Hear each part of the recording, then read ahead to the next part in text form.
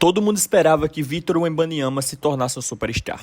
Isso não é novidade. Mas o que a NBA acabou criando junto com esse fenômeno foi algo que ninguém previu. Um monstro do trash talk. Tem jogadores que nascem para o momento, que parecem ter essa faísca natural, esse instinto competitivo quase agressivo. E com o Wemby, isso ficou claro bem rápido. Recentemente, vimos ele viralizar não só por vencer o Thunder, mas também por humilhar Chet Holmgren no processo. A NBA passou a última década tentando suavizar o jogo. Menos provocações, menos clima tenso, menos drama dentro de quadra. Só que, sejamos honestos, o jogo era muito mais divertido quando estrelas como Kobe e Jordan não apenas te destruíam, mas garantiam que você sentisse isso. E dizer que o Wemby é um gigante de 2,26 m com o traço de Kobe no trash talk pode parecer exagero, até você olhar para onde ele veio e entender a construção dessa mentalidade. San Antonio finished that second quarter.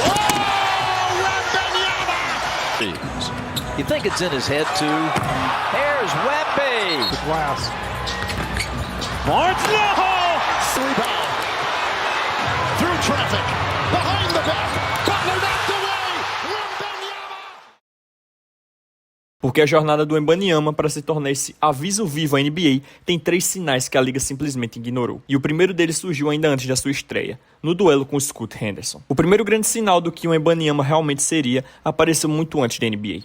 Outubro de 2022. A liga decidiu criar um teste definitivo. 2 jogos entre o Metropolitans 92, time francês de Wembanyama, e o J-League Ignite, liderado por Scoot Henderson. A narrativa era clara. A disputa direta pelo posto de primeira escolha do draft. Número 1 contra número 2. Só que o que parecia ser uma batalha equilibrada se transformou rapidamente em uma demonstração de força. E mais do que isso, uma demonstração do lado provocador e frio do Wemby, que ainda estava escondido. Scoot jogou bem. No primeiro jogo anotou 28 pontos e mostrou exatamente o que o hype prometia. No segundo, acabou se lesionando. Mas enquanto todos olhavam para Scoot, quem realmente enviou um recado para a NBA foi o Wembanyama. Ele terminou a série com 37 pontos, 5 tocos e 7 bolas de 3. Números absolutamente fora da curva para um jogador de sua altura e idade. E mesmo assim, o trash talk veio de forma sutil, quase elegante, mas igualmente afiado. Ao ser perguntado sobre Scoot, o Wemby respondeu: "Ele é realmente um grande jogador. Se eu não tivesse nascido, ele merecia o primeiro lugar do draft." Foi possivelmente o trash talk mais educado e ao mesmo tempo mais cruel já dito por um garoto de 18 anos. Ele elogiou o Scoot,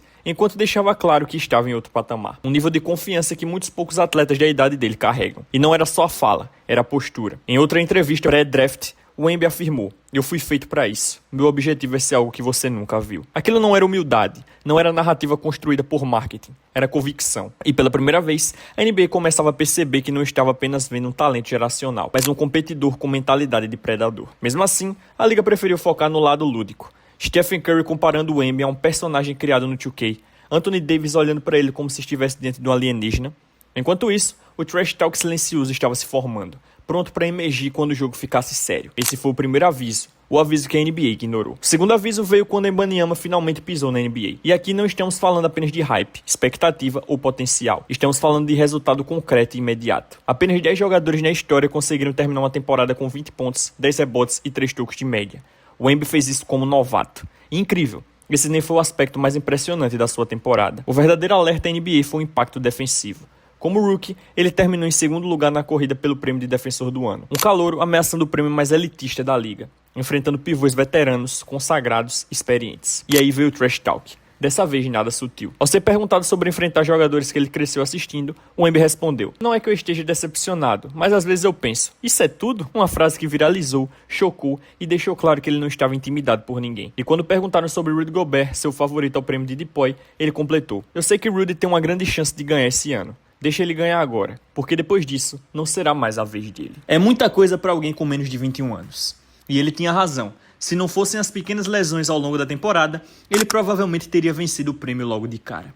E venceria novamente no ano seguinte. Mas o ponto mais importante desse segundo aviso é outro. O Wemby muda de nível quando alguém é colocado como rival direto dele. E é aí que surge a figura de Chet Holmgren. E deixa eu dar um aviso pra vocês. Entramos em 2026 e a meta aqui pro canal Camisa 30 é bater 100 mil inscritos até o final do ano. Então você que ainda não se inscreveu no canal, você pode contribuir simplesmente descendo aí a barrinha, clicando em se inscrever e me ajudando a tentar bater essa meta. E cara, se você gostou do vídeo, você está gostando do conteúdo, deixa o like e usa o botão hypar que ajuda demais na divulgação desse vídeo, beleza? Também deixa seu feedback aqui do que você achou desse vídeo. E agora, sem mais enrolação, vamos continuar falando desse tema bastante interessante pra cima. Chet perdeu o que seria sua temporada de novato por conta de lesão. Então ele e o Wemby acabaram disputando o prêmio de Rookie do Ano ao mesmo tempo. O que parecia ser uma disputa equilibrada se transformou em domínio absoluto. O Wemby atropelou a corrida e venceu sem discussão. E agora, com um novo ano em andamento, Chet virou favorito ao prêmio de defensor do ano. Para qualquer jogador comum, isso seria apenas estatística. Para o Wemby, isso é gasolina. Toda vez que coloca um adversário direto diante dele, ele não apenas compete, ele tenta destruir. Ele tenta desmoralizar. O segundo aviso estava claro. O Wembanyama não é apenas um talento geracional. Ele é um talento geracional com uma mentalidade implacável. Se os dois primeiros avisos já deixavam claro que o Wembanyama era diferente, o terceiro mostrou algo ainda mais profundo. Ele escolhe seus alvos. E Chet Holmgren se tornou o principal deles, mesmo que Chet jamais tenha pedido por isso. A semente dessa rivalidade foi plantada ainda no ano de calor dos dois. Surgiu um vídeo que viralizou mostrando Chet tentando falar good game para o Wemby após uma partida, e o Wemby simplesmente o ignorando, caminhando direto para o vestiário. Muita gente achou estranho, até desrespeitoso, mas na verdade, essa foi uma mensagem deliberada. O Wemby estava estabelecendo uma linha. Ele não é amigo de quem está tentando superar. E isso não se limitava a Chet.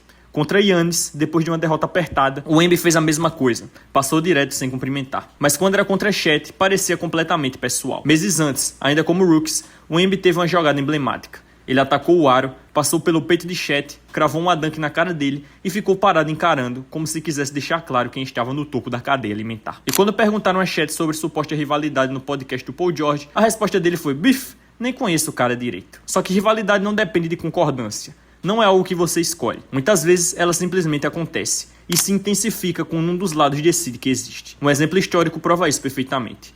Antes das finais de 1993, Charles Barkley acreditava que Michael Jordan era seu amigo. Jogaram golfe juntos. Jordan presenteou Barkley com um par de brincos de $20 mil.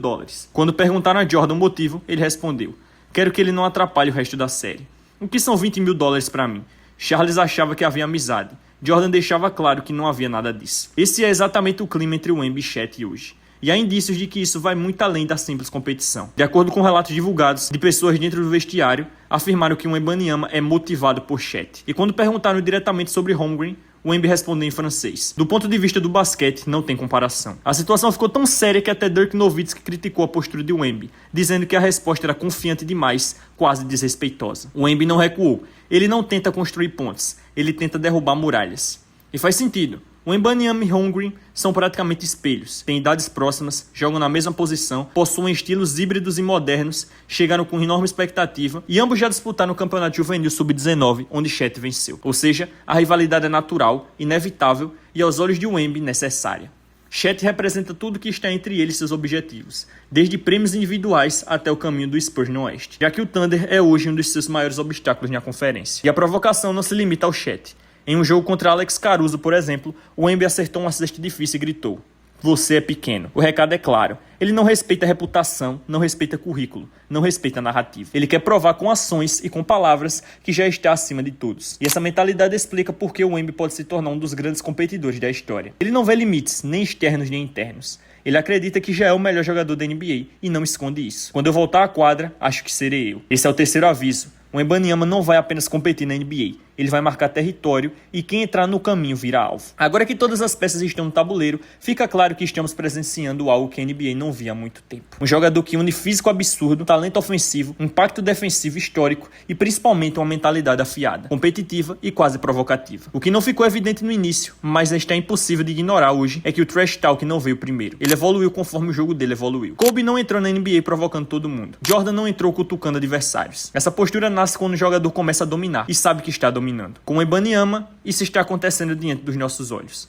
Aos poucos, ele deixou de ser apenas a promessa geracional criada em laboratório. Ele virou uma figura que se alimenta de rivalidade, que usa cada comparação, cada crítica, cada nome citado ao lado do dele como combustível. E quando esse combustível acende, ele não apenas vence, ele quer deixar a marca. Ele quer que o adversário sinta. O que vem pela frente? A verdade é que estamos só no começo. O Wemby não completou nem 2 temporadas e já entrou na conversa de defensor do ano, virou obsessão de scouts e analistas, adicionou profundidade ao jogo a cada mês, criou sua própria narrativa de rivalidade, mostrou que não teme grandes nomes, declarou que pretende ser o melhor da história e, mais importante, já começou a agir como alguém que realmente acredita plenamente nisso. A NBA tentou suavizar a liga, tirar o trash talk, diminuir confrontos, criar um ambiente mais limpo, mas com o Wembanyama, o clima voltou a esquentar. E não por acaso. o público voltou a se divertir com esse lado emocional, competitivo e provocador. A pergunta agora não é mais o que ele pode ser. A pergunta é, quais histórias lendárias nós vamos ver acontecer enquanto ele cresce no centro da liga? Se o início já é desse nível, os próximos anos prometem algo que talvez não vejamos de novo por muito tempo. Um jogador dominante, geracional, implacável e que fala como joga.